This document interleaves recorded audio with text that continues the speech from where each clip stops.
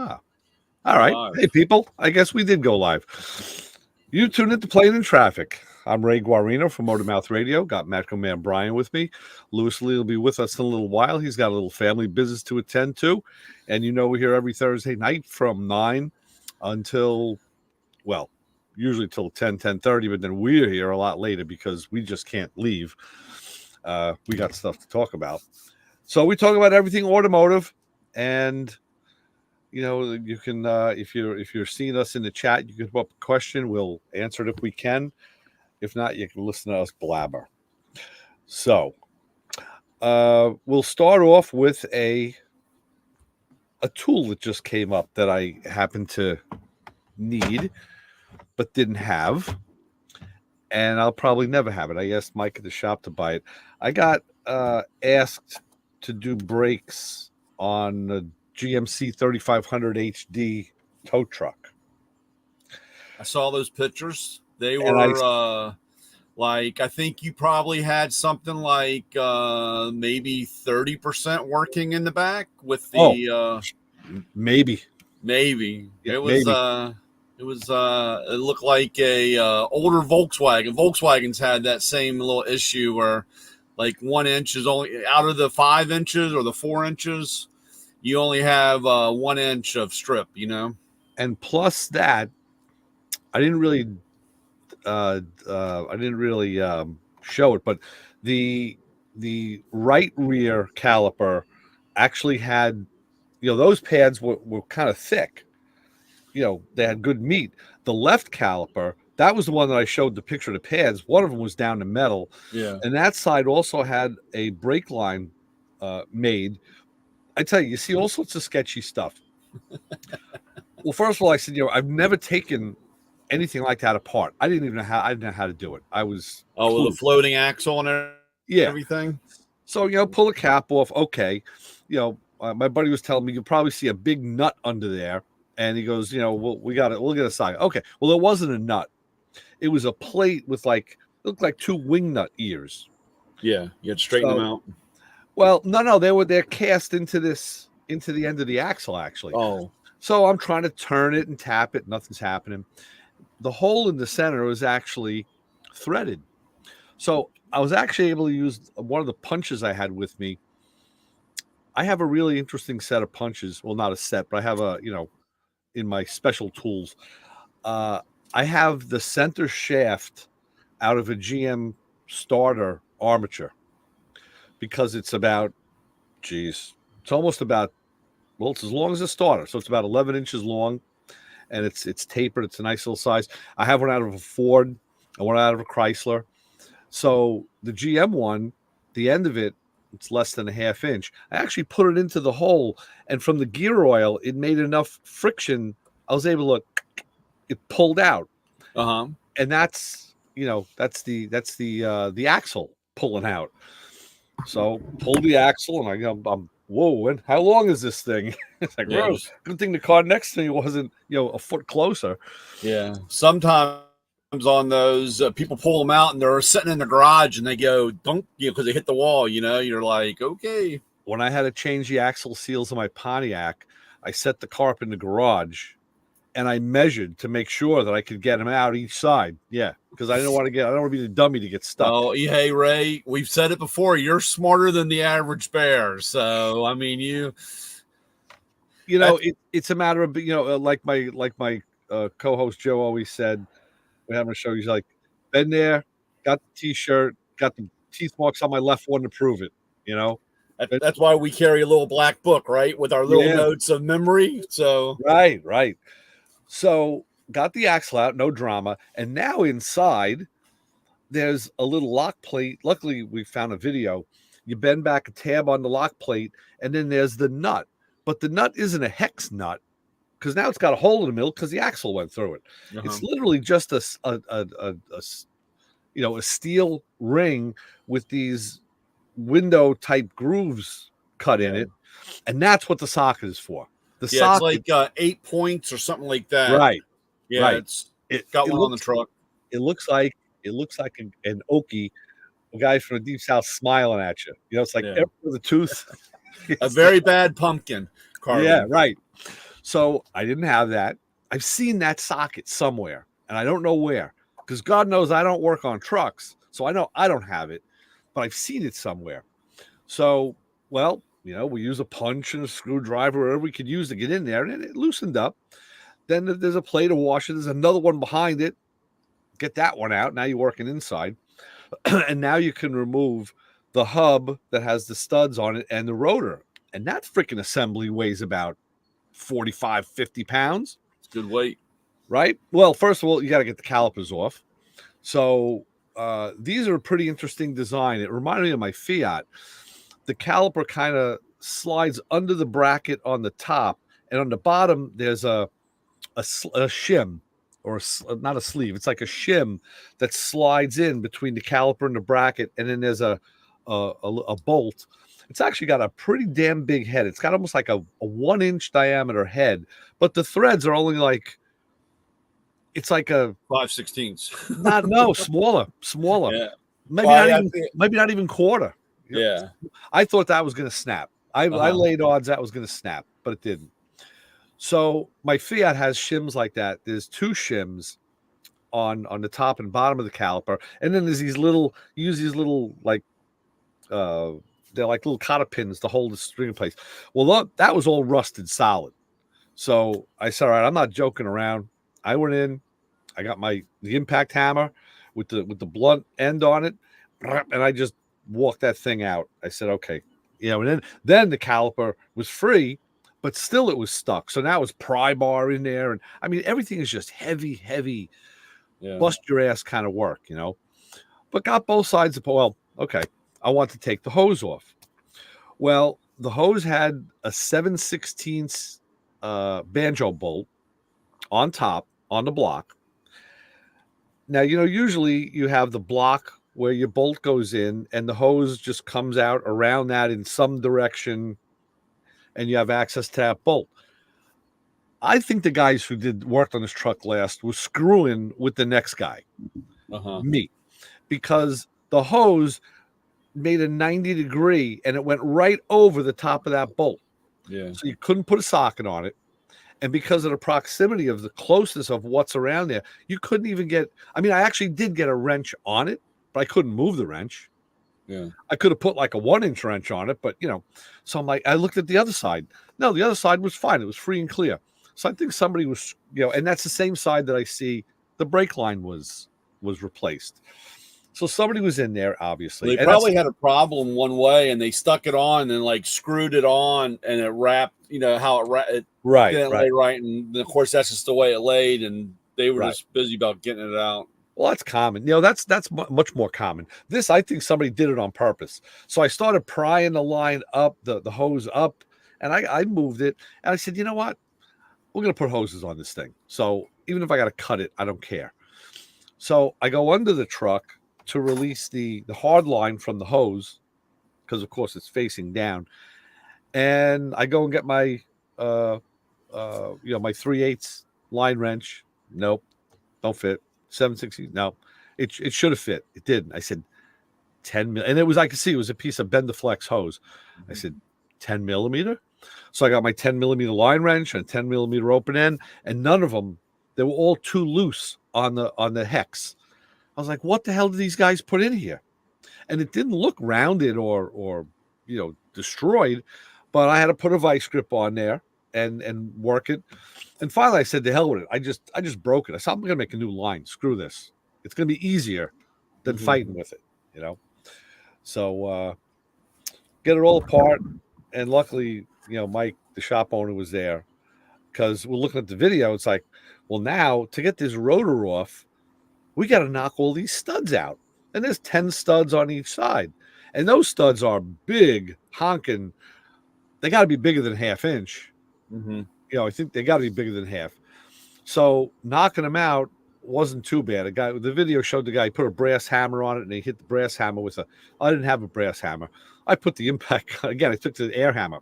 Yeah. I just drove him out.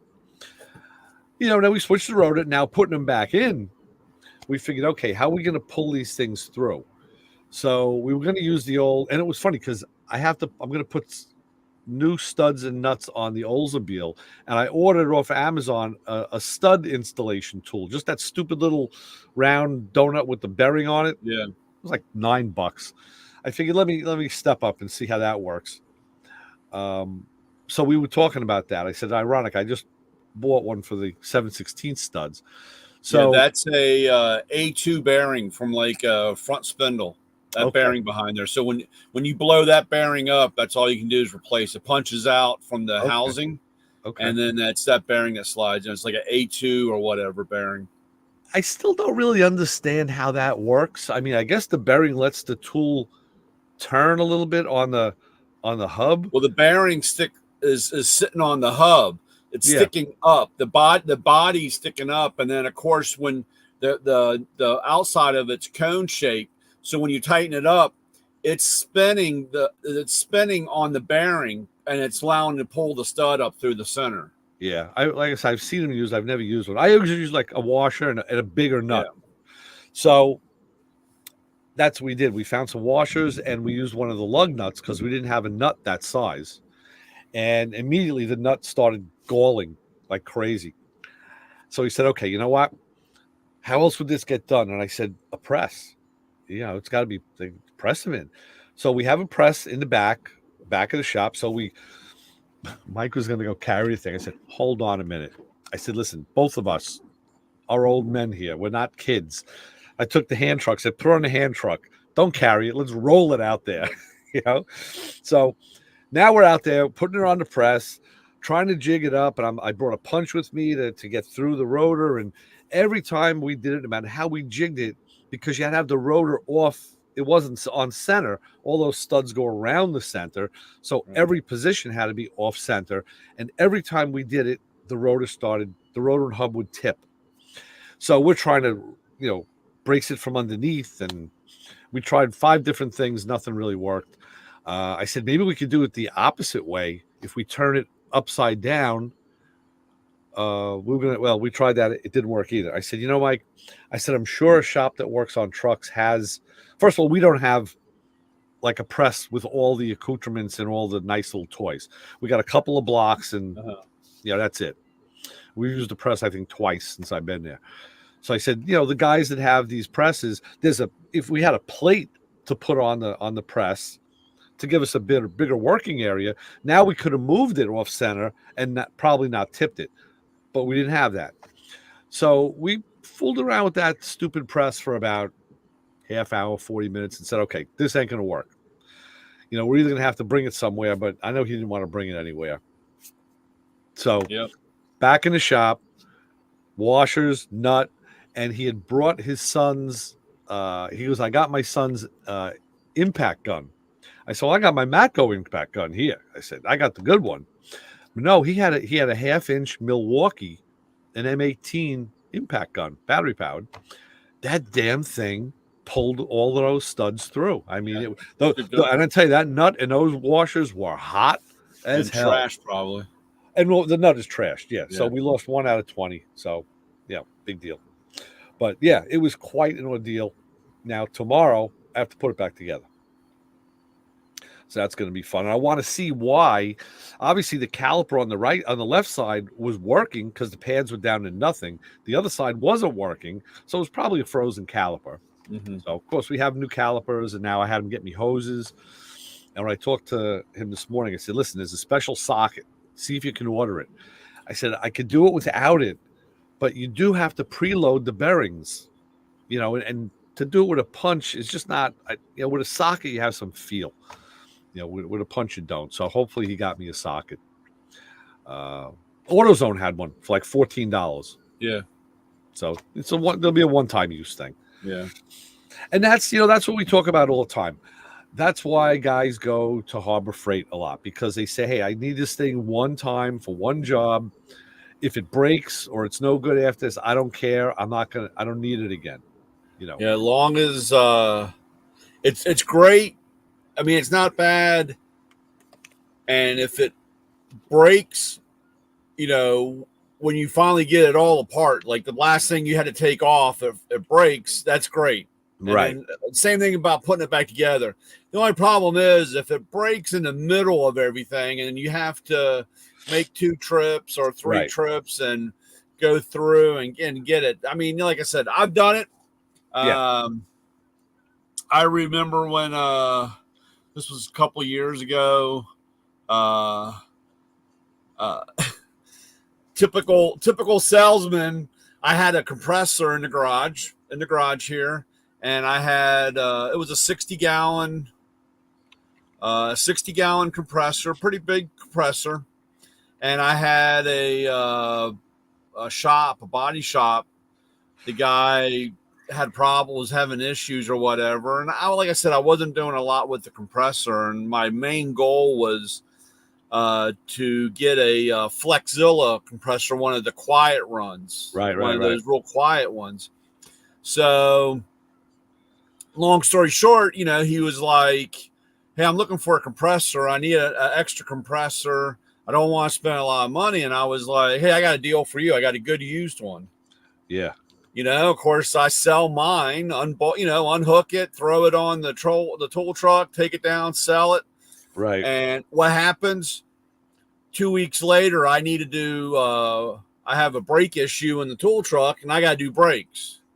Right. And of course, I don't have a compressor now at the house because I'm in midstream because this, the Flexzilla compressor Yeah. isn't cheap. Even my No. car, it's No. it's. What do they sell for on like what's an average street price? I mean, those things are like 12,000. Wow.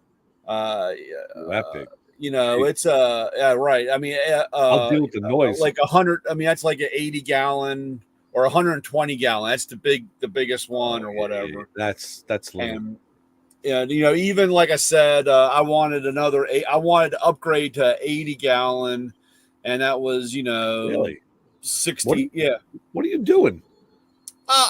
It's well, Come on, I want to hear this. the 80-gallon. You know what? Make believe you're standing in front of your wife right now. No. It's just that the compressor won't run all the time. I have more than enough air, and if I do with the plasma cutter or the sander, I'm not the compressor's not kicking on and running. See, this is one of the things that I'm worried about with moving. And like I said, if my buddy's son buys the house, I'm Jim is right. Size matters. yeah, it is. I'm inclined to leave a lot of stuff for him. And one of the things I have is, is mine a 60 or an 80-gallon tank? I should take that back. Mine might be an 80. But I have a Campbell Housefield 2-stage, it's either 6. I think maybe it is an 80-gallon tank compressor. I mean, I've worked in shops that had smaller compressors. Yeah. And the only thing that really drags it, that makes it cycle that I can hear is when I'm bead blasting. When I use the bead blast cabinet. Other than that, I could use air tools for like an hours, and it won't cycle. So, but I'd be inclined to leave it for him, A, because I like him, and B, because it's one big thing. That thing pinned me to the wall. It almost killed me when I loaded it. But this way, I don't have to worry about moving it. But now I'm afraid, can I replace it and get something of the same quality for the same price? That's the problem. Exactly. And so going back, what I had to do with the tool truck, and I was like, man, I can't believe it. So what did I do? I jumped in the car and went down to Harbor Freight. I bought a cheap air compressor, one of those 35-gallon upright roll-arounds. Right. And it's been a really great compressor, just so that easy to move. If I got to put air in the lawnmower, in the John Deere, or run out and put air in the tire, and like I said, it's fairly simple. It has a place to go, plugs in and runs. And for the most part, now I have not run my blasting cabinet since I got rid of my big compressor. Oh, well, 30 gallon, it'll cycle that thing like a madman. Yeah. And when I only used the plasma cutter once, and I didn't have much to cut out. So, right. But in the long story of that, like I said, hopefully this year I will get my new compressor. But that's it We'll was see kind what of funny. happens. Last couple of weeks, I had some dentist appointments, and you're in the chair and she's drilling. I keep hearing this compressor cutting on, Yeah. and like I said, that's a small. I said, so what do you got, a pancake compressor? Oh, she's like, oh, what do you mean? You could hear that? I'm like, yeah, don't you hear the compressor kicking on? I said, I hear it, it's cycling like crazy. Yeah. And she's like, oh, I don't know. Yeah, she has no idea. I was like, yeah, you got like a roofer's, pancake compressor down there. That's all. Yeah. I said, don't try and drill more than one tooth at a time. Yeah. So, like I said, but now, well, those run quiet. I mean, it's good quality. It's good compressor. I've looked at a couple other ones just because of the cost. Yeah. And I've had other shops that have gone out and bought new compressors. They're like, hey, this compressor I had was here before I was here. Yeah. And I've been here for 20 years. And it probably had no maintenance. Right. No oil. And I said, well, and they're like, well, maybe I should change the oil. And I said, well, maybe you shouldn't, because it's like that transmission that you never should change after, I'd say maybe you should see if you have oil. Yeah. And, of course, they buy something new and, they literally have problems. Yeah. I have found that the horizontal compressors of the same size run quieter than the verticals. Yeah.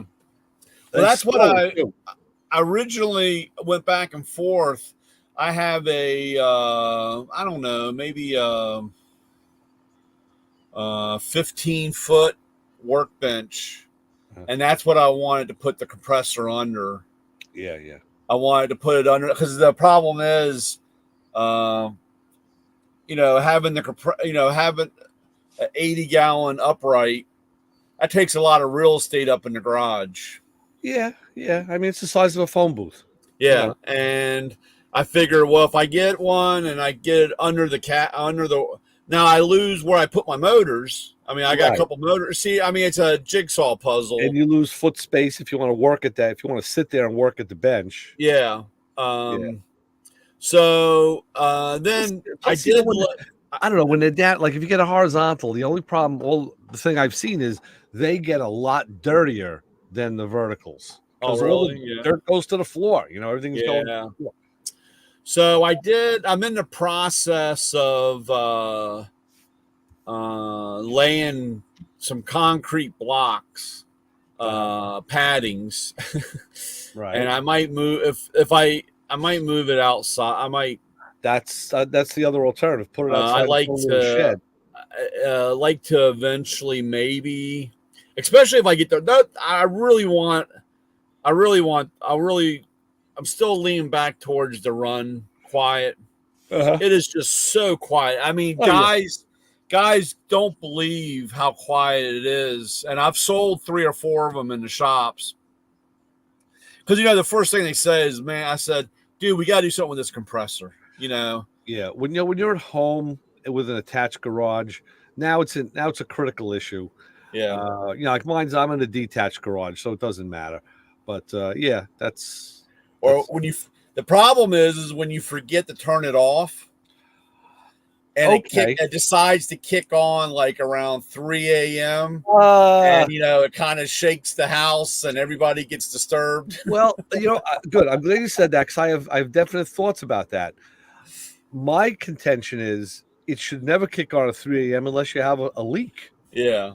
Now, and I'll tell you why. At the shop, once I was there more, I started seeing the pattern of opening it and shutting the place down.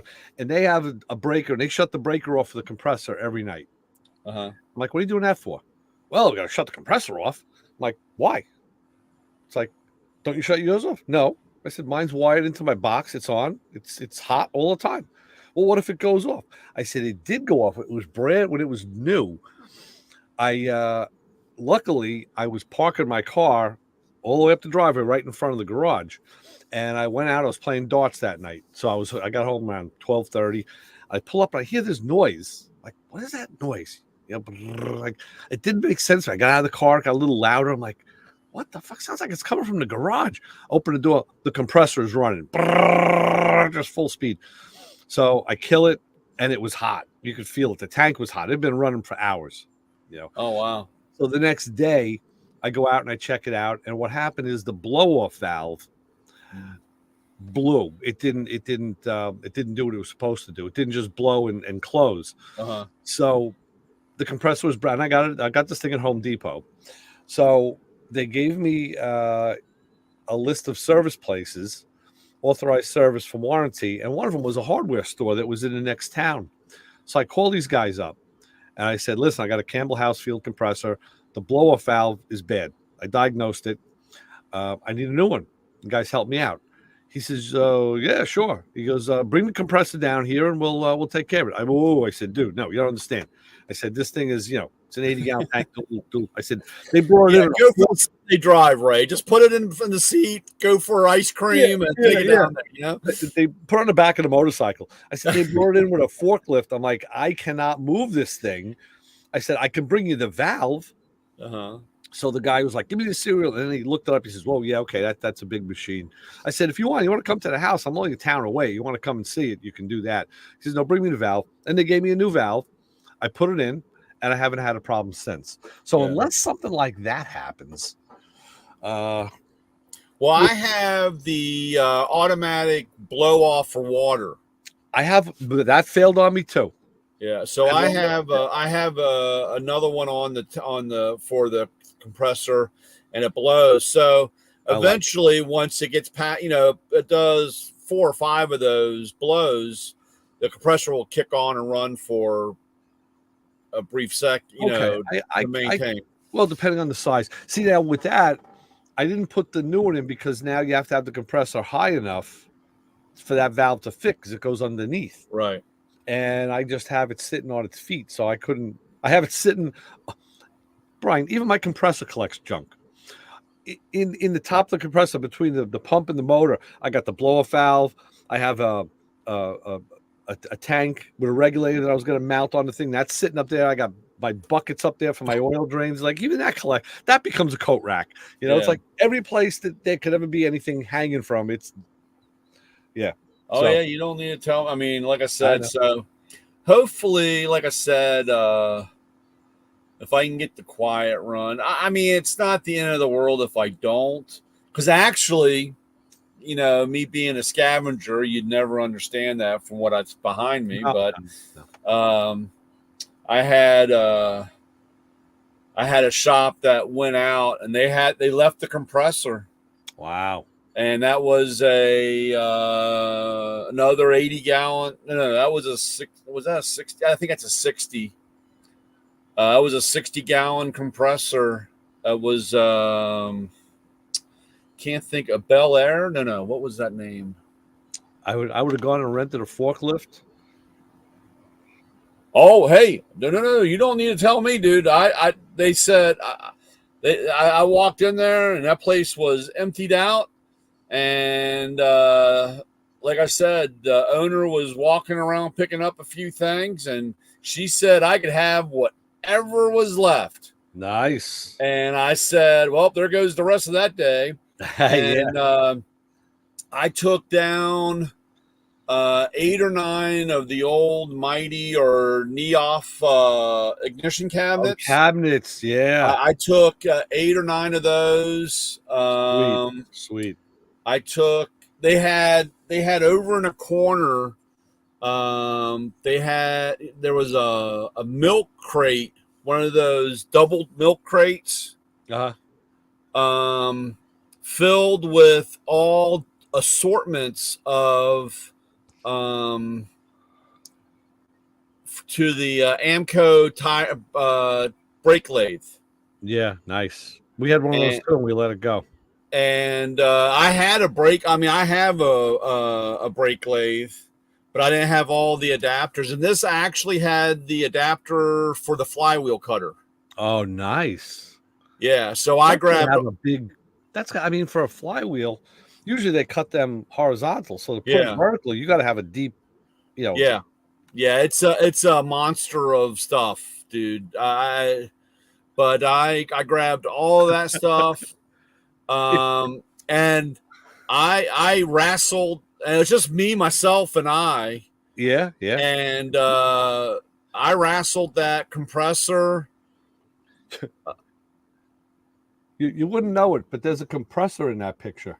Yeah, well, I could. Yeah, That's my it compressor. looks like a very bad Christmas tree. So, yes, it does. That's an 80-gallon tank. Yeah, Yeah, it just sits between the toolboxes. You yeah. know, but yeah, it's like I said, it's a coat rack. But I wrestled that thing in, got it in the back of the truck.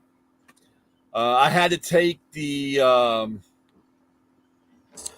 where they have like it has like a small. It looks like a 3-deuce setup for air cleaners. Uh-huh. You know, the little air cleaner. I had to Yeah. take the air cleaner and the pipe off so that I can get it through the truck Right. Yeah. because it sits up on top. Took that apart, and it's actually sitting in my storage unit. I was gonna And say, where's that compressor today?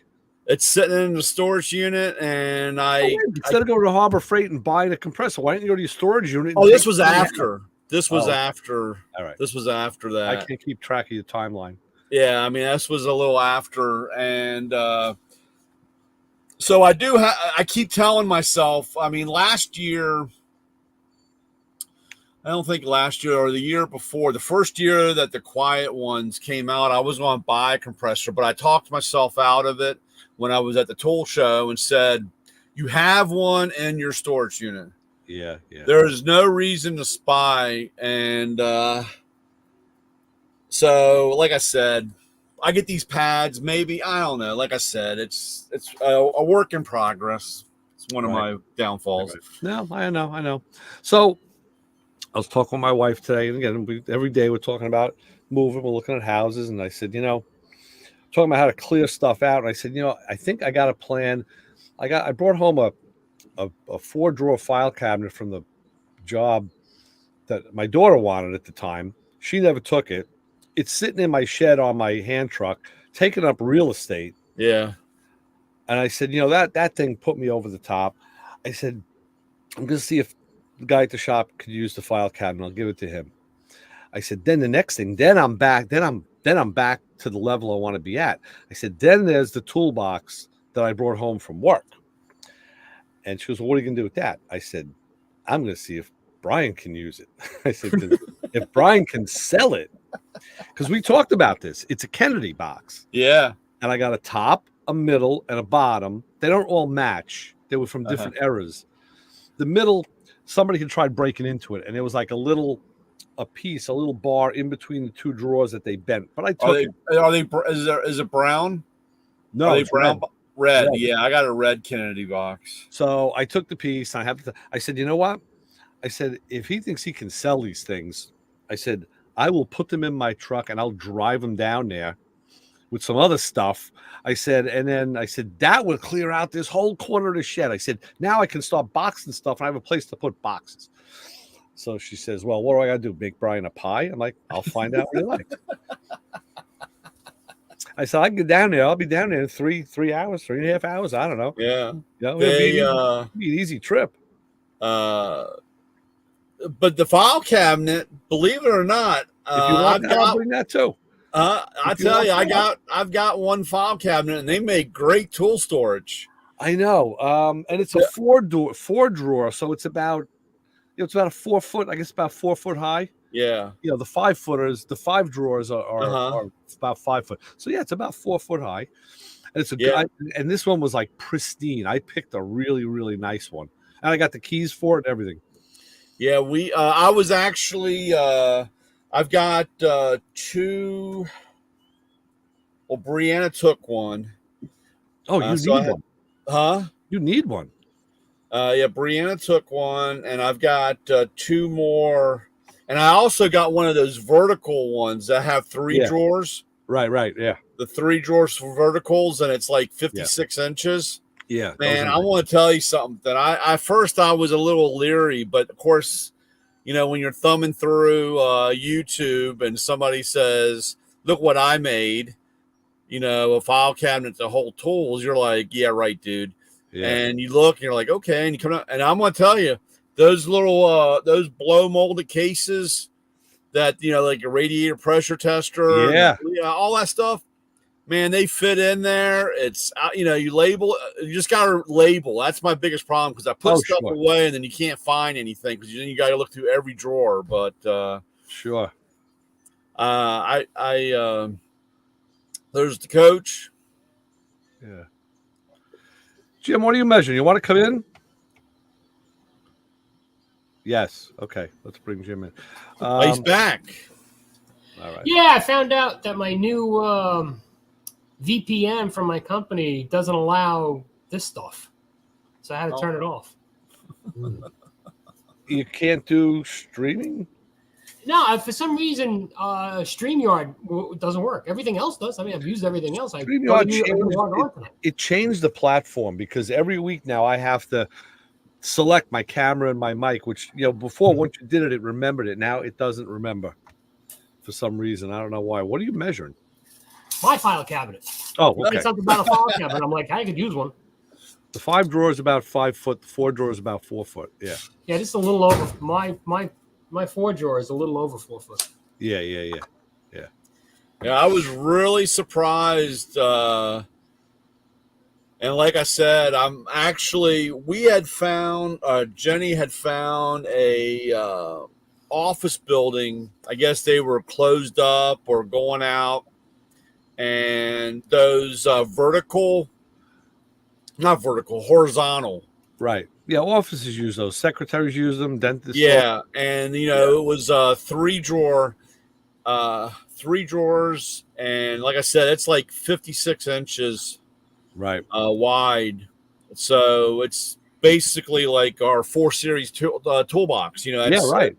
It looks just like it's not as thick. It's not the depth isn't there, but right.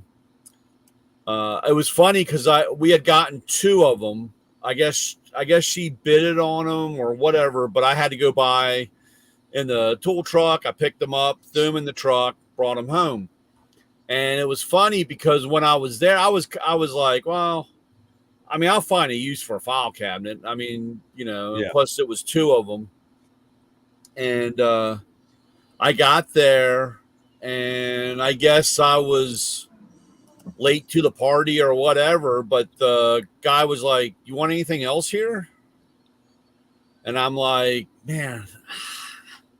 And I thought about grabbing 2 more of those file cabinets, but I was like very leery about them at that time. I really didn't know. Now I wish I did because I mounted 2 of those furniture dollies underneath of it.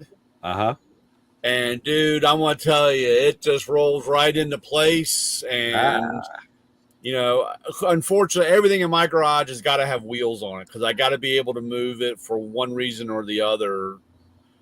Nothing really permanent. Speaking of furniture dollies, at the shop, there's 2 stools. One of them was a cheap Harbor Freight that got crushed under the lift, and they got a mat on top of it. That one's a piece. The other one was it's like the kind of the C-shaped one. I think it was like a Craftsman, and the body guy uses that. So Mike, he was there last week, and he says, "Hey, you know what? You need a better stool in here." I'm like, "Tell me about it." I'm turning over. I'll sit on a bucket. I don't care. I don't have to roll. So he went online and he says, "I found this company called Vivor." I'm like, "Vivor is the Etsy of everything." I said, my ultrasonic cleaner came from Vivor. Yeah. So he bought this thing. It's a little bucket seat, 2-tone, and it's got a raisable, hydraulic shaft cylinder. It's got 5 4-inch casters on the bottom of it, and a big parts tray. So I've been using that. So I was like, man, this thing is pretty cool, and it was like $60. Yeah, that company is actually a really good company. Well, except for this, my ultrasonic cleaner. I told you about this. It would happen a while ago. The there's an on-off switch in the back, and it went bad. You turn it on, it doesn't always turn the machine on. So I took it apart, and I was going to try and just put another switch in there. But what they did is they took the on-off switch, the fuse holder, and then the receptacle, because you have to plug in the power cord. It's all one piece. It's modular, and you can't break it apart. So instead of redoing the whole damn thing and separating everything, well, I wrote to them and said, listen, my power switch is bad. Can I get a new one? I said, now the thing was at the time it was past whatever. I said, I know it's past warranty. I'll buy the part. I don't have a problem. No, they're not available. They don't have it. I'm like, oh, come on, man. This is not good. So I got it to where the thing was on one day, and now I just leave it on, and I plug and I unplug the cord. There's my switch. So that was the only thing that I wasn't happy about with them. The customer service wasn't that great on that. So other than that, yeah, I do. They're like I said, they're like the Etsy of the internet. Yeah, they. I've got a few things from them, and like I said, I've been very pleased. Never. I'm always very leery because now there's that other company. There's another one out there now. It pops up all the time. I can't think of the name of it. It's another Chinese company. Temu? Yes, thank you. That What sells was it? Temu. They just sell everything. And I'm always leery when I see one because I don't see like how long are they going to be in business? Yeah. Let's see if they can get stuff delivered here. They can't because don't worry. By next week, we won't have that problem because nothing's going to be delivered. Already, they're saying already that. As we've been. What was that? Sounds like you were talking through a harmonica, Jim. Yeah, say that again. The connection isn't good. The strike's over. Is it? The strike is over? Yeah, they put a temporary thing until January 15th. I hadn't heard that. Okay, good. Wow. Yeah, we were talking about that. My wife and I was saying, you got to realize something. This country is built on labor, hands and boots on the ground, and unions became the cornerstone of that whole thing. And you're not gonna break that. I mean, there's so much money that flows through the unions, and there's voting blocks, and it gets so deep, and then it gets once it gets into the politics. But you talk about automation, and you look at Japan and China and how their automation works, and it's phenomenal. It's like a marvel the way it works, and it works flawlessly. But you don't need as many people, working. That's the problem. Yeah. So, the problem, and like I said, I ran through this not too long ago. I ordered something and I get the wrong thing. And I order something, I get the wrong thing. And so finally, you're like, you look on your invoice and it's got the right part number, but it's the wrong part. Right. And, so you go along and you're like, hey, there's a issue here. Somebody needs to go down and look in this bin because it's not right. And of course, when you have a automatic or a robot or, a self pulling the stuff, and there's supposed to be a guy at the end of the line that's supposed to check, but they're like, oh, these things never have a problem. So it's just, lick a stamp, put a thing on it and send it off. And you're like, well, that's where it falls apart, and it's. I just had that happen this week. The cruise, I always complain about the plastic cooling and evap hardware. Well, what was I doing? I was changing the O2 sensor the other day.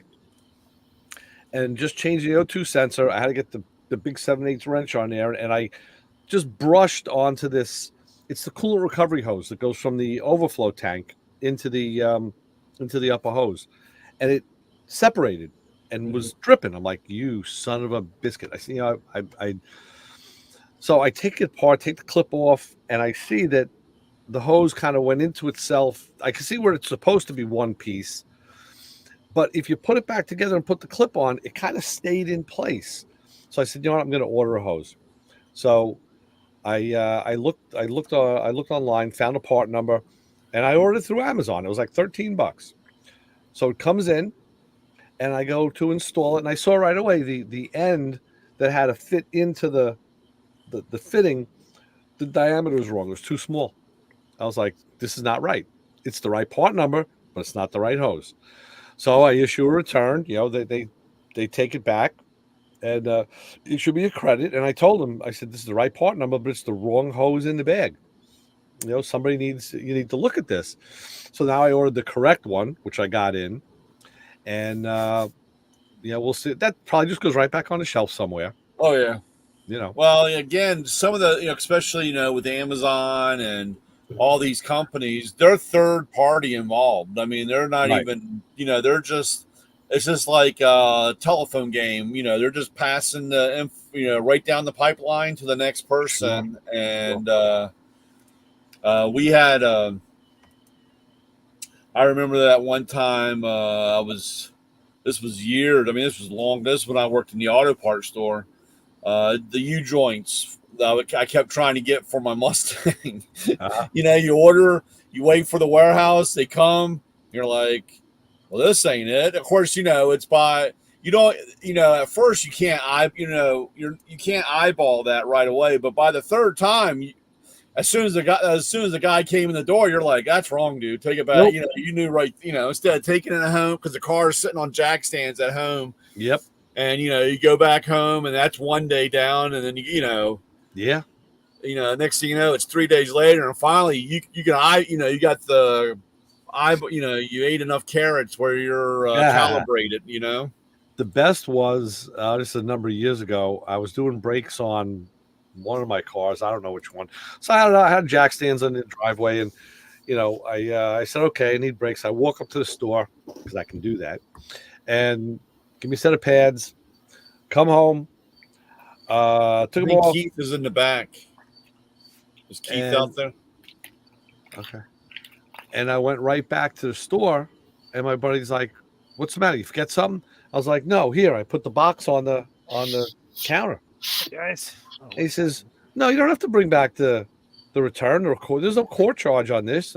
He goes, "And how'd you do the brakes that fast anyway?" I said, "I didn't." I said, look in the box. And in the box was 4 used brake pads. He says, "I told you didn't have to bring these back." I said, "I didn't." I said, "This is how I opened the box."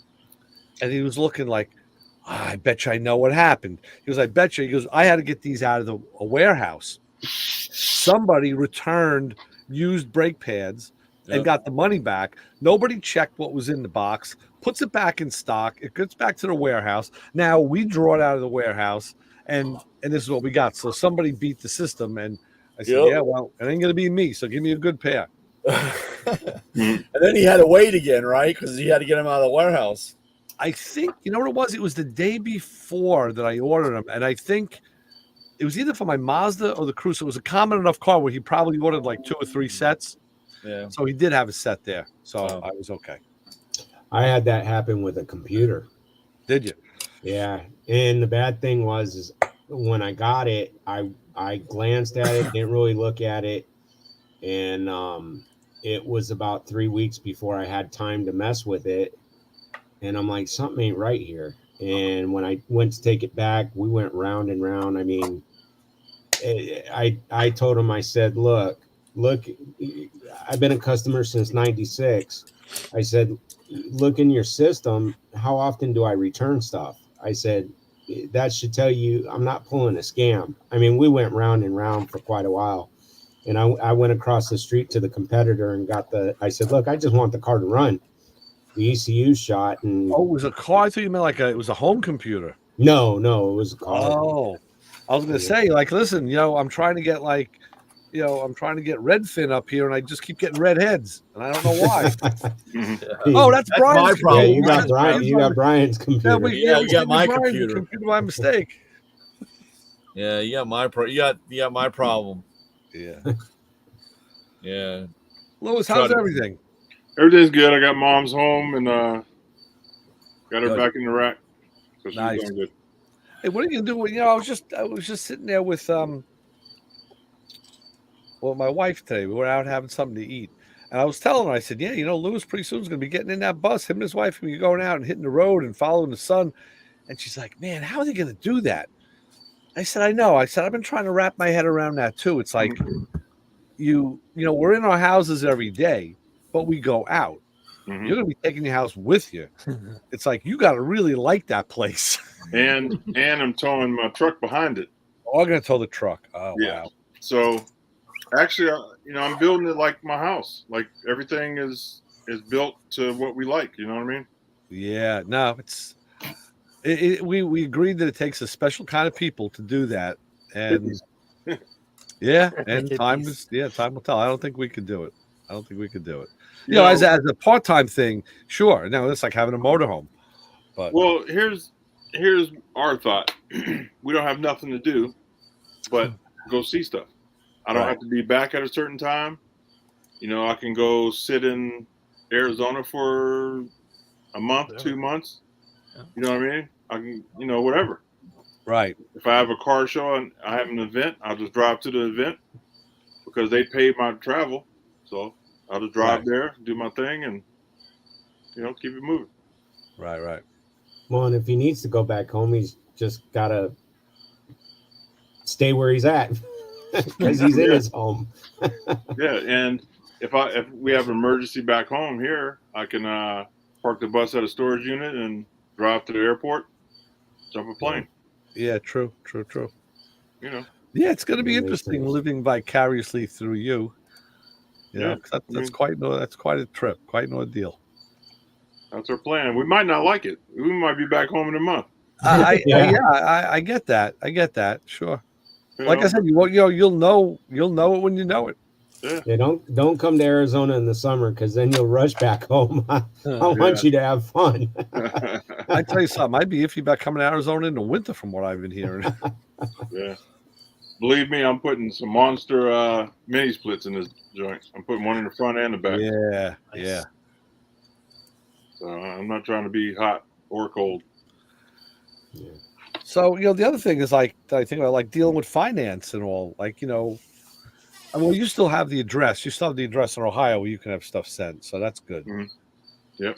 But, so what I did is I eliminated all my debt, like any loans, any of that that's stuff. The way to retire, man. That's the way to go out. Yeah, the house is paid off. So I'll let my daughter live here. She's gonna pay rent. Yep. I pay the insurance and the taxes, stuff like that. Right. Tell her just deposit it in this account every month. Yeah, and we don't have any electric bill, gas bill, water bill. Yeah. We have none of that. You know what I mean? Yeah, she'll pick up the utilities at the house. Yeah. So really all I'm really paying for is food, travel, and insurance, health insurance for me.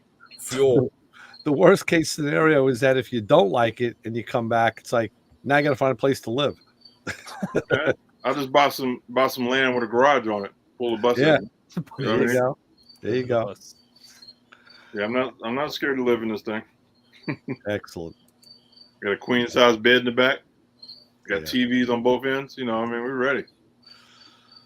Good test of a relationship. Hopefully you got the extra storage for the baby oil, right? Yeah. Let's swing by P. Diddy's. Yeah, right.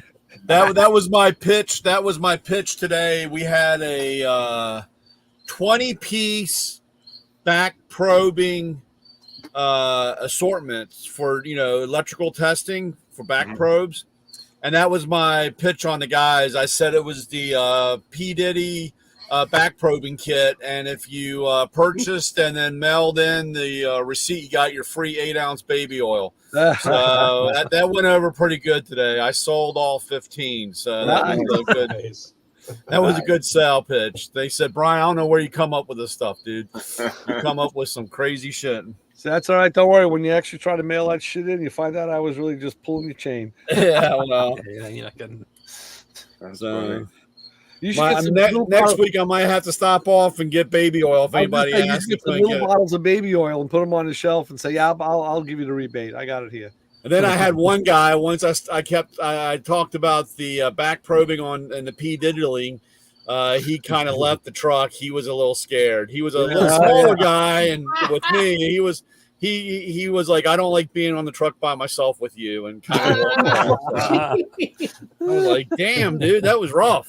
Nice. Come back, man. Give me a hug before you leave, at least, dude. More protection against the tool man. Yeah, no love at all for me. Wow. Hey, Coach, how far are you from Quartzsite? I'd have to look it up on a map, but I think Quartzsite? Quartzsite's closer to California. Is that where they have that bus thing? That, Yeah, that Schoolie schoolie Palooza. thing? Yeah, I think that's closer to Havasu. Let me pull it up. I think I've driven through there, but it was in the middle of the night. Yeah, they that's in February, the first week of February. So we'll probably be there around then. Let's see. Man, I'm gonna need the Lewis Lee itinerary here. You're gonna be all over the place. We can follow you on the Travel Channel. We'll have be like the in our county school has an app where they follow all the buses and it has all the specs on it. We need to have the Lewis app so that we can just follow where you're at and make sure you're not sneaking up on anybody. Right, Yeah. right. Yeah, Well, that's I'm gonna keep doing the YouTube channel as we travel. So everywhere we go, we'll be, posting stuff on the YouTube channel. that's up by Havasu by California. Let's see if the oh no, don't do that. I'm trying to show you the map. I don't know. I'm not quite Dora the Explorer. I don't know if the map will. Yeah, it's just That's a map. Yeah, Yep. map. can't read it.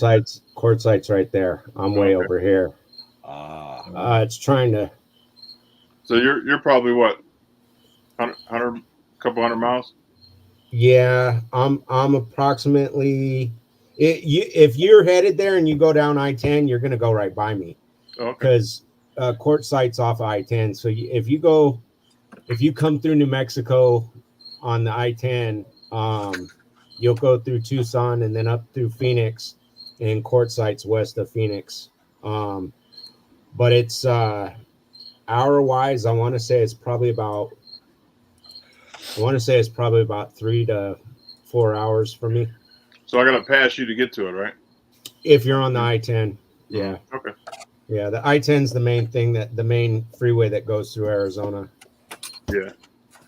But Yeah, I mean, there's a bunch of different highways depending. So if you came through Colorado or whatnot, or into Utah, there's a bunch of different highways that come down, and you could either cut down through Flagstaff into Phoenix, or you could cut through from the Four Corners.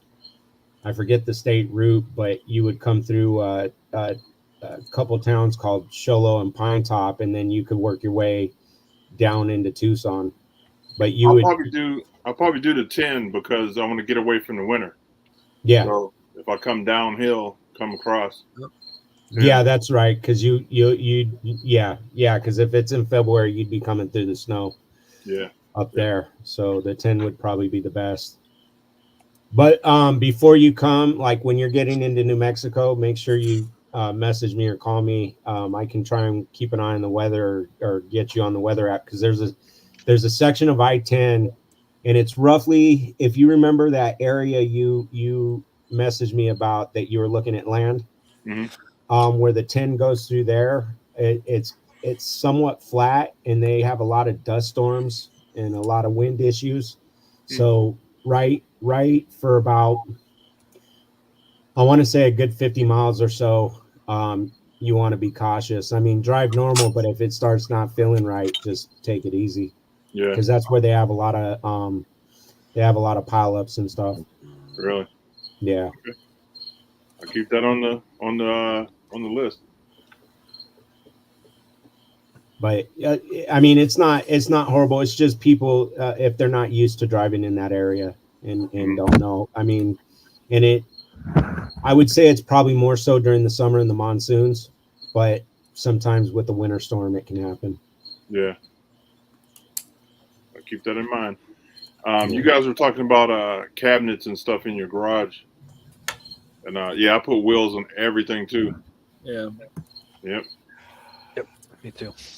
Yeah, when they had when I hate to say it because I'll probably be recorded and videotaped and it'll be thrown back at me, but when Harbor Freight has their furniture dollies on sale, dude, I buy a handful of those things. I bought a couple of the real small ones. Yeah, they got the small ones and they got the large ones. Yeah, and and man, I tell you, my 1946 Craftsman drill press. That thing is stands 7 feet tall. I got it on a furniture. I bolted it to a furniture dolly, and All right. I move when I need to do the drill press. I roll that out. The only thing I changed on that was I took one of the casters, or actually two of the casters, and I changed the casters and put locking ones on it. So when I roll it out from the back, Okay. I put locks on it, and I can do my drilling with that. So Nice. Yeah. Speaking of that, Brian, I got something on a lark a couple of weeks ago when the guys at the shop bought that Le Mans, and the guy said take all the automotive stuff with it. There were a couple of floor jacks, oh yeah. and one of them Oh, was your jack? It was the right floor. Was the right size? a snap-on floor jack. The only problem is these were frozen, and they actually have flat spots on them from dragging the jack. Oh, wow. Oh shit! Really? But I put them in some rust dissolve, and I got all the rust off, and I got them in a bin. They're all nice and clean now, and I got the wheels freed up, but they do have a little flat spot on each wheel from just dragging it. Yep. But though it's better than the chunks that are missing out of the ones I have. So Yeah. Crazy. That's funny. Yeah, no. Like I said, everything's got wheels on it, and if it doesn't have, like I said, I got a. It's not a file. It's a 2-door cabinet with 4 shelves in it. It's like a locker or whatever cabinet. And I got that on Seahorses right now. I'm making a frame for it. I'm actually doing it out of metal instead of wood. I'm making a metal frame with. I took a toolbox in on trade. And there was nothing really left of the toolbox, but the casters are really nice. And I'm putting the casters on, but I made it out of a metal frame. I meant to take a picture of that tool cart and send it to you the other day. I was, working on that damn truck. I'll be there tomorrow. I'll get a picture of it tomorrow. You guys were mentioning the casters or the furniture movers from Harbor Freight. I got one of those garden carts or whatever, the ones that have the mesh sides to it and they fold down and it's flat. Yeah. I went and picked one up over the summer for my football equipment because the school has gotten like old grocery baskets donated to us, and we've used that to drag across the field with stuff. And the casters on the grocery carts are not that good in the grass. Oh, and I'm so tired of doing that. So I went and bought one of those carts from Harbor Freight. I was really happy with it. In fact, we're going to be with doing that. The athletic director likes it, and we're probably going to get a couple more. Come on, coach. That's building your glutes, man. It's building your butt cheeks. Come on, man. We got to get that thing so you can work that field a little harder, man. Come on. Yeah. Right. We got a 5-man sled. I could use that instead. You gotta pop that thing. Come on, man. Yeah, right. No, I've been happy with that cart, man. We throw the tackling dummies in it. We throw the dummies that go on the 5-man sled, and we can roll that stuff across the. Hey, if it was like Animal House, you'd be throwing the cheerleaders in there.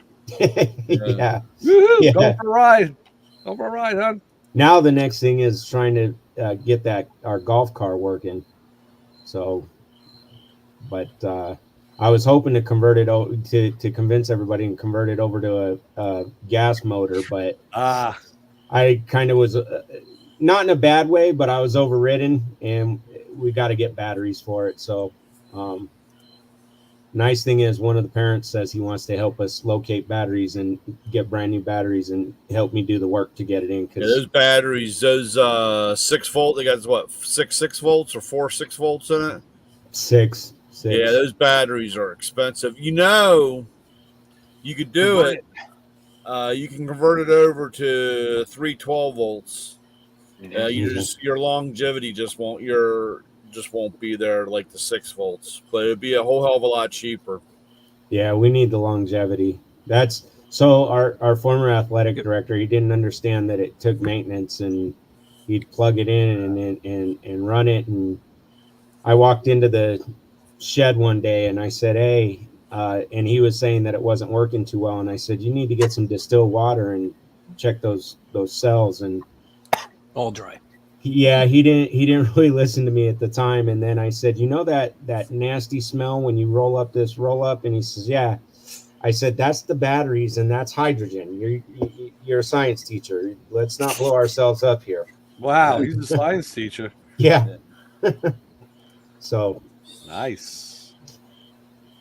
yeah, he didn't understand some of the mechanical aspect of some of the stuff. Nice guy.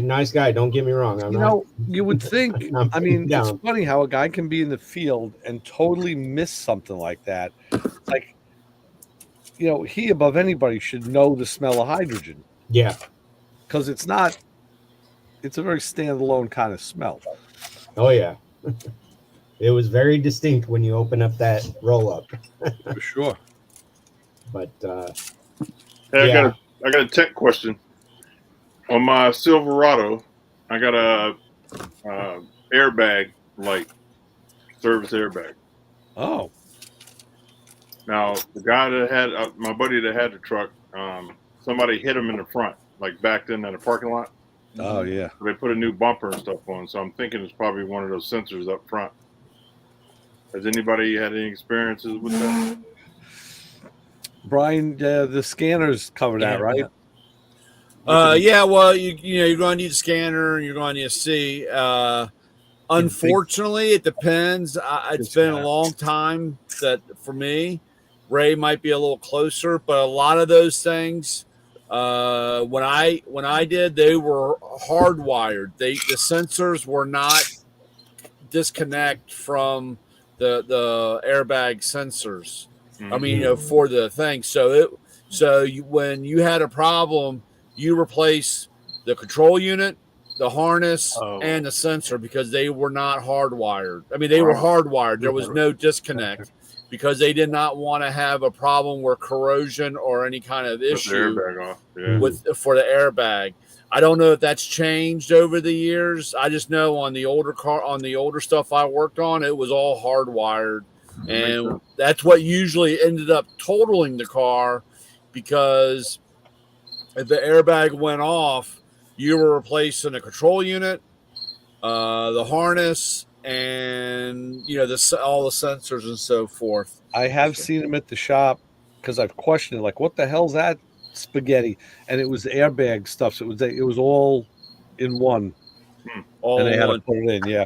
And I know that sometimes this is one of those things where, you buy a car that has the airbag light on and they take it someplace and they say, "Oh, well, you need the sensor. It's, $4,500 because they got to replace everything. Wow. They got to replace they got to replace the harness and the sensor and all that stuff." But they just, like I said, they put it together thinking that they put an airbag in it.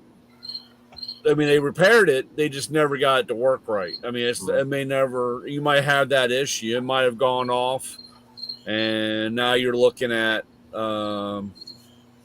replacing a sensor, which could be, sensor, harness, and everything else. Like I said, I don't know if they've ever changed it. I just know that during my time period, that was all hardwired. Yeah, I think it still is. Well, that'd be my luck. What year is the truck? 06. So that's yeah. Well, my luck.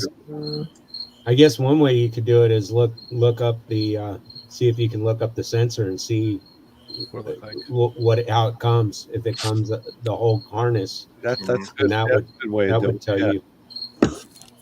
Yeah. All right, guys, time for me to get out of here. All right, Good seeing everybody. I like that shirt you got on. Yeah, like it, huh? Oh yeah. Cool shirt. All right. I'm designing some stuff with cars, some shirts, Planet Traffc shirts with cars and stuff on it. So they'll be coming out pretty soon.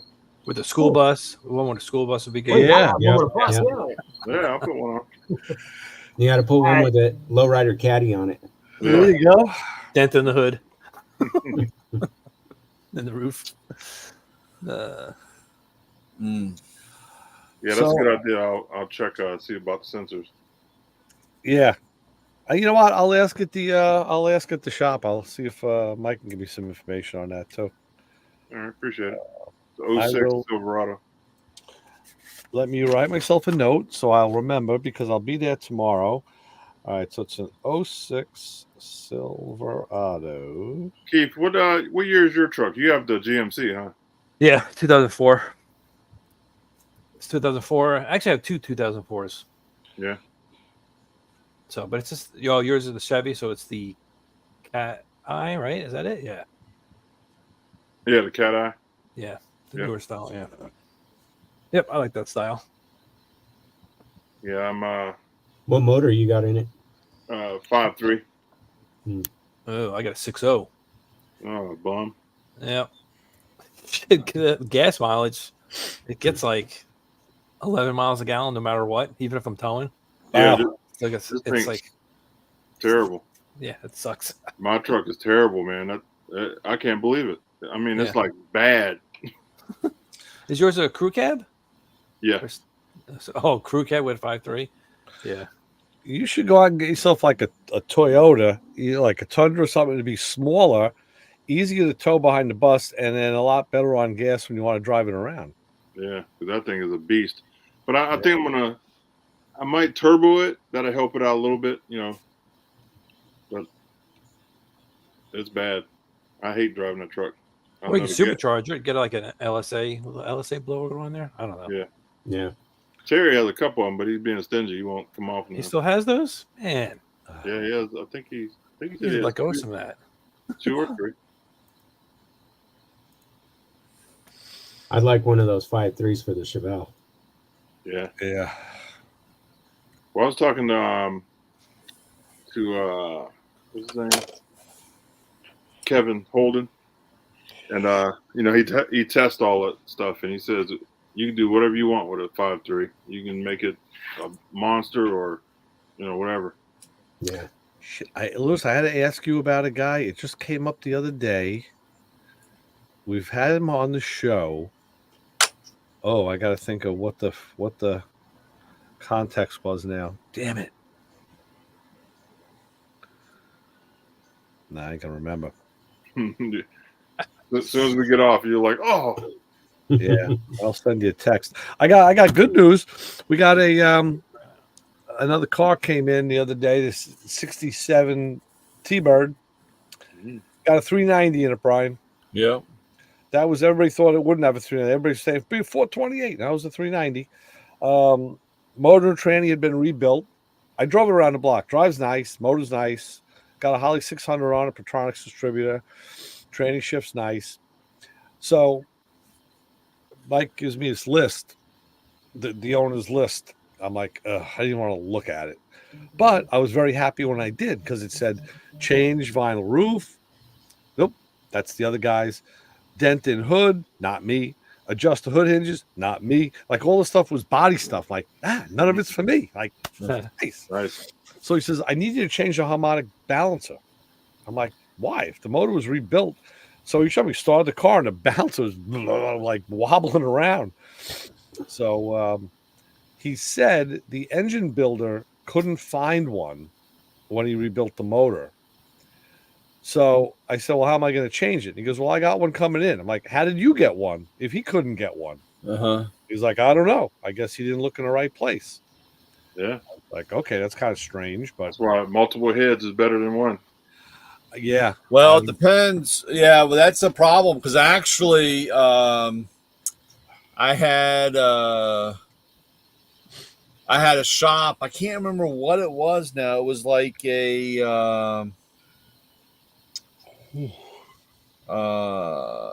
was like one of those OJ Broncos. That towards the very end, and of that full size Bronco, and it had some kind. It was a 5 liter, 302, Mhm. and it needed a harmonic balancer, and they couldn't find one. And on that harmonic balancer, it had 4 points, like tabs on it. It looked like a star on the back of the harmonic balancer, and it had a pickup. It was some kind of spark reduction or spark wow. thing. Yeah. And of course, they were like, trying to find this harmonic balancer everywhere. And it was a guy that I had gone to school with that owns the shop. And I come in and he said, maybe Brian knows. And he goes, man, I have this. I'm trying to find this harmonic balancer so we can put this car back together. I mean, this for this truck. And I was like, well, what is it? And he said a 302, blah blah blah. And I'm like, I snagged one out of a shop, a 302. The guy didn't want it anymore, and I snagged one out. Let me go home and look. Sure enough, it was the same one. Wow. This harmonic balancer. Took it over there and gave it. And he was like, dude, like, I don't know how in the world I said, it's been sitting. And he goes, well, what do you want for it? And I said, I'll never use it. I mean, I'll use if I ever use the motor, but I'm never going to use that setup or that system. Right. So you might, like I said, you just know somebody or you find one laying around someplace. Yeah. Didn't the C4 Corvettes, didn't they have something on the a trigger on the harmonic balancer as well, or was mounted behind it or something that for their ignition that when they were trying to go to distributor? That would be a crank trigger. Yeah. They had a crank trigger. They had the distributor was behind the water pump or whatever. Well, that's right? on the LT1. The Yeah. I have. Yeah, the LT1. It's behind them. But you could buy and you can buy that aftermarket, Isaac, from like Summit. You could buy a crank trigger setup, for almost any engine. Yeah. But the other thing that this guy wants me to look at is the car has sequential taillights. And it looks like the electronics had been changed, but he says only one half, the left side works, the right side doesn't. Yeah. So I was trying to pull the boot off the light socket because I learned from that Mustang they got those funky sockets. I pulled the whole socket out and what's in there but a tall LED. I was like, uh-oh. Yeah. I said, did you change the flasher in this car? Put like a no-load flasher? And he goes, no, why?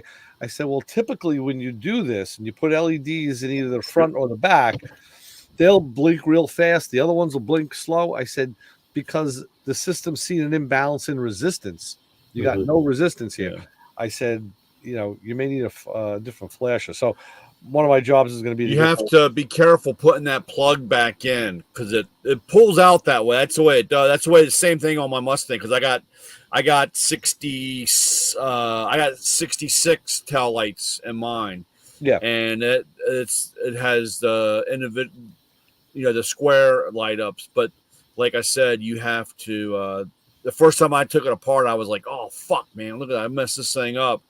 But they come out that way. You kind of have to wiggle it back in to set back in. Well, I'll see where I get when I get to it, but it looks like all I got to do so far is the bounce. Oh, then it was funny that the shop manager was standing there. The guy just drove the car in, and then I wanted to start it, and it didn't want to start. It was like cranking slow. I said, "You got a brand new battery." So I jumped with the jump pack. Later on, the shop manager's there, and he was trying to start it. And I yelled over, I said, "No, Ron, you got to use the jump pack." So he goes against the jump pack, and before I registered, he hooked it up and went, "Wow!" and pulled back. This is a big problem I have with parts. The car has the positive battery cable to the solenoid is black, and the ground cable is red. So he hooked it up black and red, backwards, right? So he's like, I said, listen, that wasn't your fault. I said, unless you looked at the battery, which I said, truthfully, if I saw a black and red cable, I probably wouldn't check either. I would assume that was correct. I said, that's why. And I just had him get me a cable for the olds like 2 days before. I said, that's why I wanted a red cable for positive, and they didn't make it. So I told them that's why I put a big red boot on the end of it so you can see that it's red. Or I'll put a piece of red heat shrink on it to denote that it's positive. Yeah. So I said, okay, let's, I got the thing started. And I said, let me get my meter. So I put my meter on the car. I said, it's not charging. We got battery voltage. We don't have charge. It's not charging. So I'm looking for the regulator. I couldn't find it. It's all the way over on the other side of the car, like behind the panel. And they hid this freaking voltage regulator. It's crazy. So I told them, get me an alternator and a regulator. So a little later on, I want to drive the car and then repark it. So I was inside cranking it. And it didn't want to start. It was like, cranking and cranking. So I'm hitting the gas, and finally I held my foot on the gas and it started. It flooded. He goes, hold on. So I shut it off. I said, what's the matter? He said, there's gas shooting out of a spark plug hole. I'm like, what? Oh, wow. So yeah, I don't know if it's number one or not, but the front left plug, he said there was, and then you could see that it was like bubbling, like where the plug was threaded into the head. He says gas was shooting out of there. I'm like, really? So I pulled the plug out. It was loose. Actually, I checked 2 plugs. They were both loose. So now I got to check them all. And I said, man, that thing, either this carburetor has a problem, it's dumping fuel, or When the guy put it together, he put half-assed it and didn't tighten anything up. Well, those 2 plugs that I checked, the motor was hot, so I just did. I said next time I'll do this when the motor's cold. But I took 2 plugs out and they were loose, but they were burning clean. The Petronics is burning them clean. But we're gonna get to the bottom of the rich issue there. Yeah. So it's always something. So yeah, so battery cables. I need new battery cables for the generator. Nice. And I needed just regular car, but couldn't find them in the Harbor Freight sells those. Really, but with the battery cable on. I saw them with plugs. Yeah, I saw them when I was in the store. I should have looked there. So I got this also. Mm-hmm. They sell those cables at Harbor Freight for the solar. Right. Oh, I should have looked there. With the Amazon. So now I got this. So I got to put this on the battery and then take this and put that on the connector. I got a really good set of ends for the battery. They call them military grade.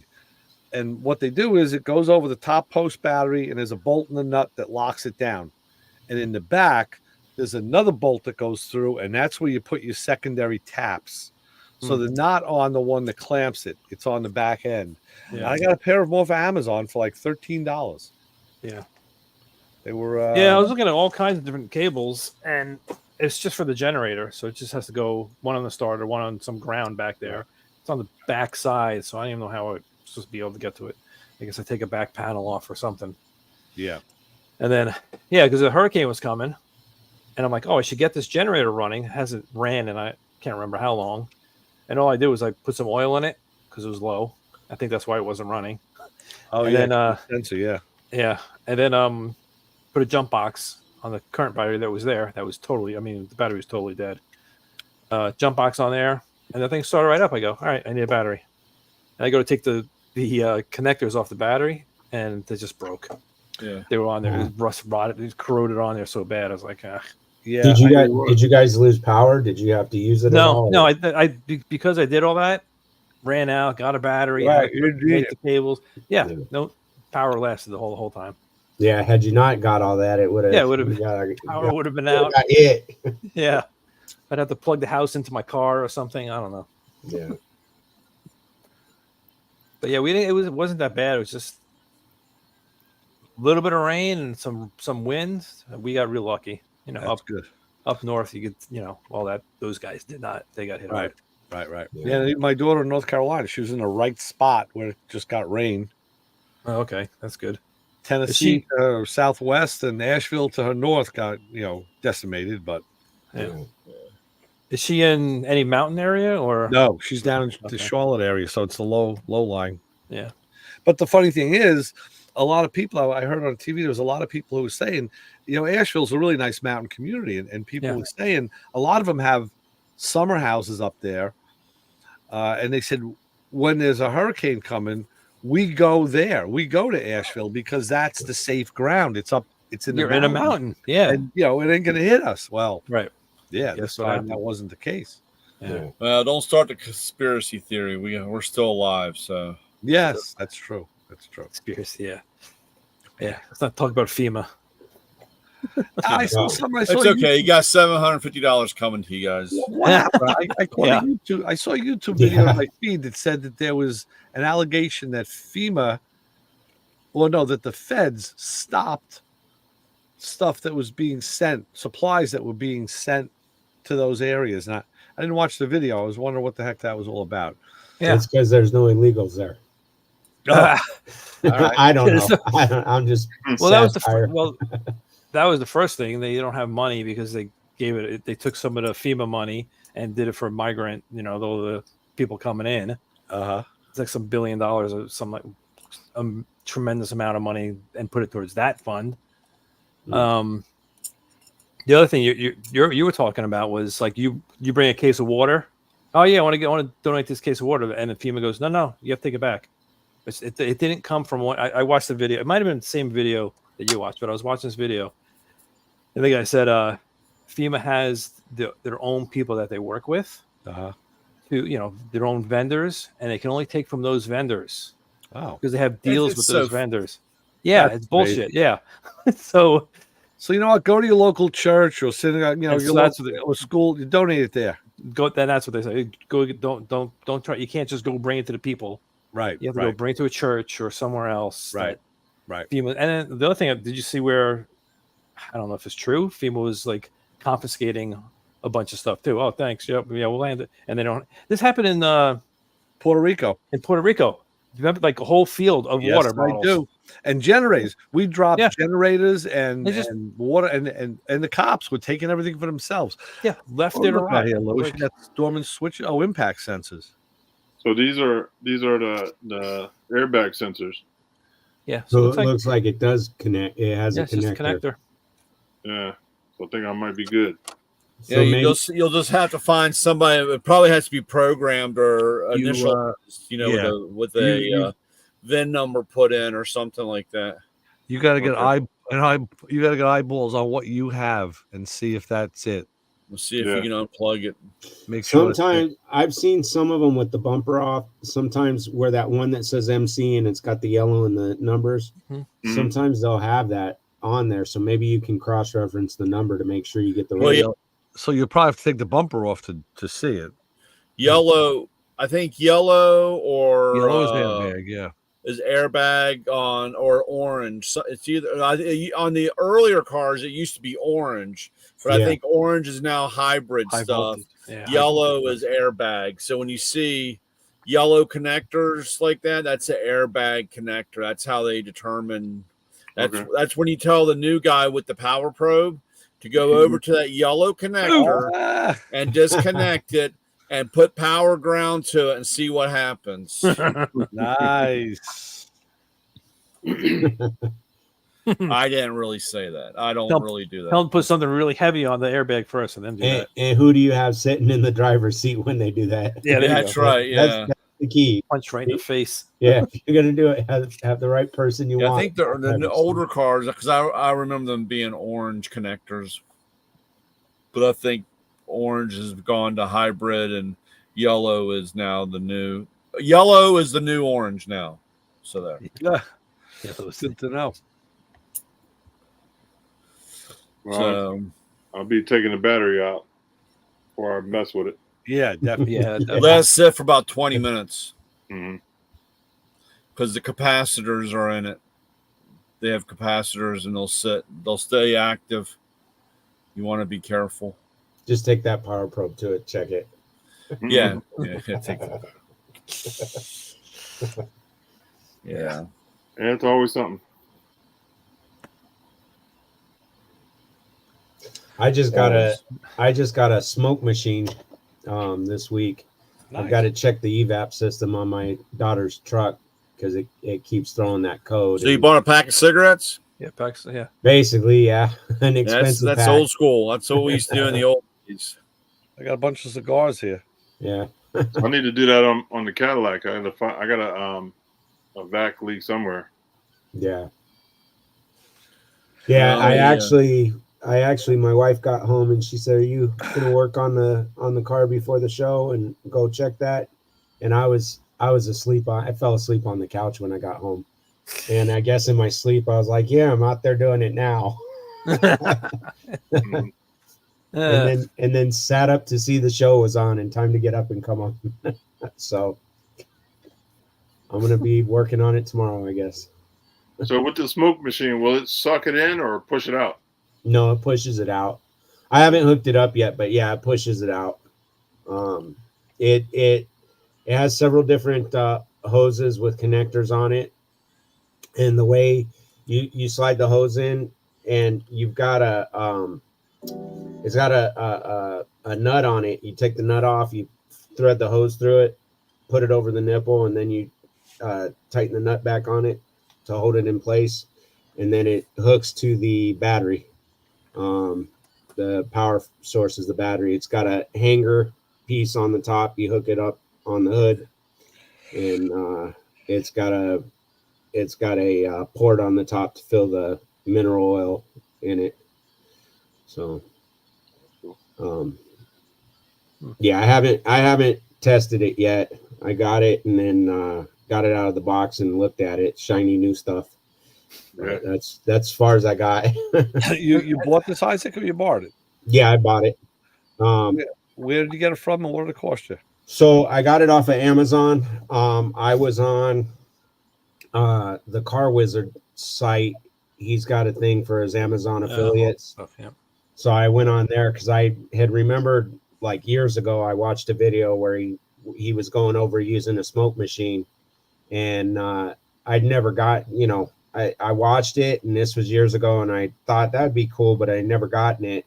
So I went back and looked for it, and it ran me, I want to say it was $80, Wow, 80 to 90, and then it was I want to say another 15 or so to get the oil separately because it come with the oil.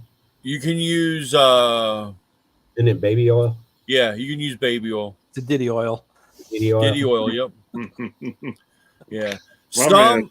Some oil, some of the mineral You oil. can use mineral oil. Yeah. Yeah. Yeah, from Oh, right, from CVS or CVS. baby oil. Baby oil will have a different smell. It will have a different little smell when it's being heated to smoke up. Yeah. It works. Some of the oil for smoke, like I sell Redline. We sell Redline smoke machines. So I have Redline oil, Mhm. and some of that has a dye in it, so the residual smoke, so like you can take a black light if you can't find the smoke.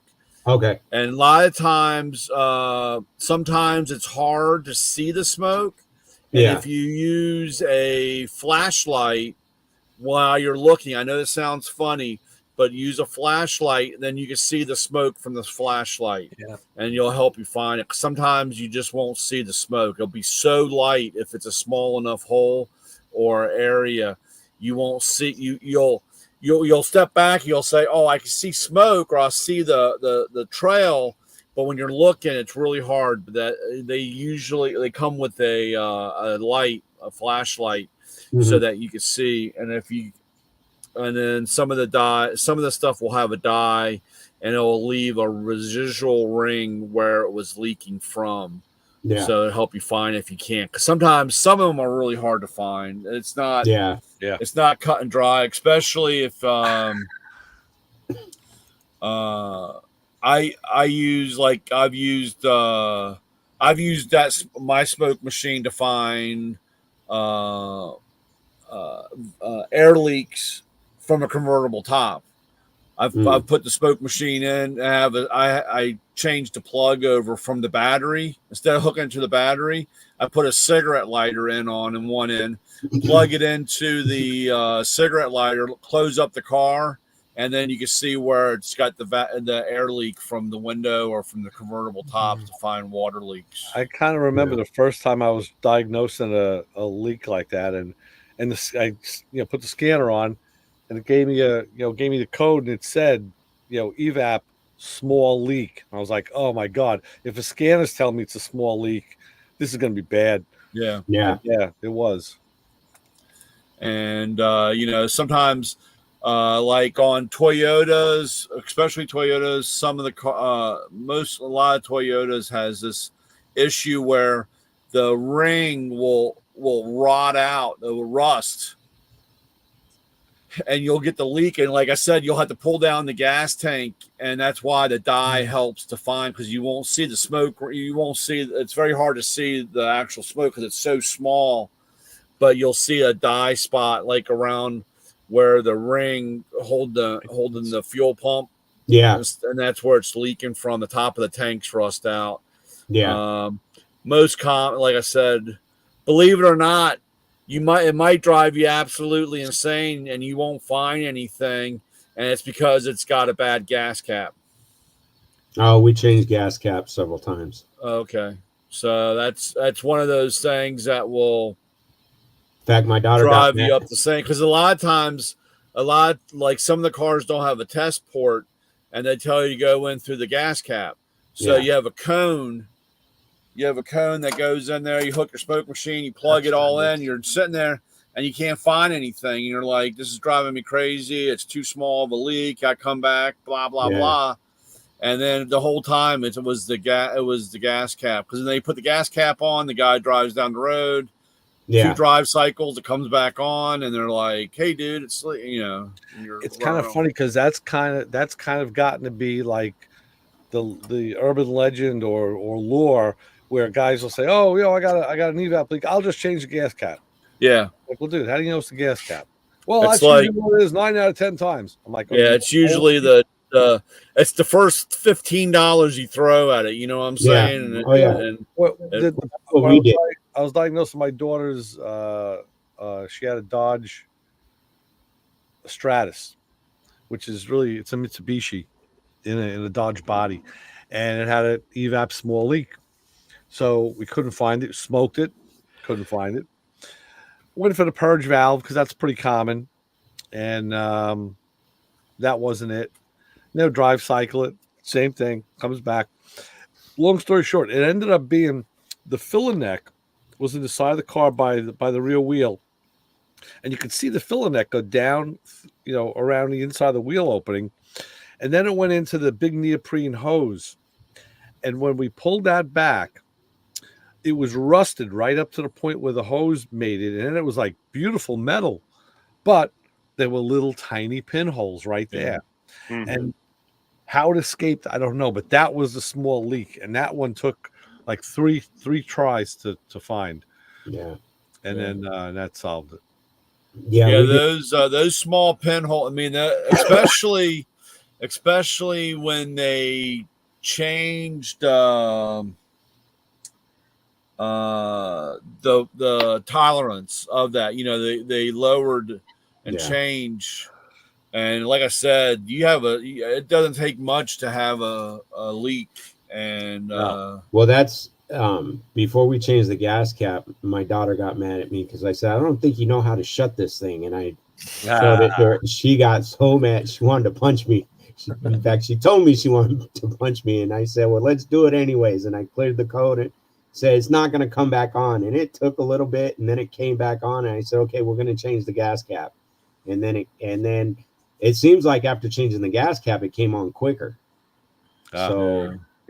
And I said, "Okay, we need to get a smoke machine and try and figure this out." And she goes, "See, it was not me putting it on, not turning it tight enough." Yeah.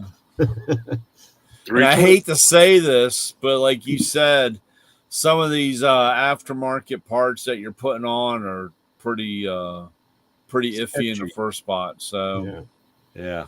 If you could find one sitting in a junkyard, actually the biggest, I mean, really, if you take a little bit of grease and put on the steel and put it back on and see. Yeah. I might just try to that. see. See what it on does. the grease on the seal on the O-ring, and but I mean the actual cap itself, they do sell. It's not most. I mean, a lot of guys don't buy it just because of the cost of the cap, but they do sell an adapter. That's what they have here at the state emissions. When you go in for your state emissions, they take the cap off and screw it onto a machine that actually will suck down pressure. It sucks it down and see if it holds Yeah. vacuum on it. If not, they'll fail your gas cap. But they Yeah, do they do that sell here, like too. your radiator pressure cap. They sell where you can check You can test it. you can test it. But most guys won't spend the money for it because they just say we just throw it. We'll throw a gas tank. I mean, a gas cap on it Gas instead cap on of it. testing it. Which I understand to a point, but when you're, for me, I would rather test it. I mean, I wouldn't want to replace it just because. I mean, Yeah. I don't know. I'm kind of funny about that, I guess. Yeah. So it's like just because it doesn't work, I just don't replace everything. Yeah. So That's why I got that smoke machine, so I can try and pinpoint where it's at. Well, yeah, let us know how that works out. Yeah. It's pretty cool. Yeah, I'm excited to use it and check it out. I might start smoking everything. well, actually, it's one of our. I tell you, especially today on the newer cars, you should. I tell guys all the time, especially I love when they have an issue and they have a smoke machine sitting there and they don't use it. They're just grasping at stuff anyway. But especially on these cars with turbos and superchargers and the tolerances that they have. With a regular smoke machine, it doesn't build enough pressure, so you can't use it. They actually have a different smoke machine for more pressure instead of what they have beforehand. But yeah, I saw they even have one that you can hook into your air compressor to regulate the pressure or whatnot, I guess. Yeah, well, that's like the one that I sell that one. They do have one. The one I have has a compressor built in. Like I said, because I use it inside of a car. Yeah. But I've told guys. I mean, I tell a lot of guys, hey man, I have this AC evaporator. Man, I really don't want. I mean, I think that's where the leak is, but I can't find a leak in the AC. And I said, well, smoke it. Yeah. Smoke test it. Pull the ends up before you pull the whole car apart. Because I've had guys pull a whole dash out and pull the whole car apart and put it in and still have a leak. Especially you get a Denali or a Suburban that have a dual AC system and trying to track down the lines are underneath. I said you take out the Freon.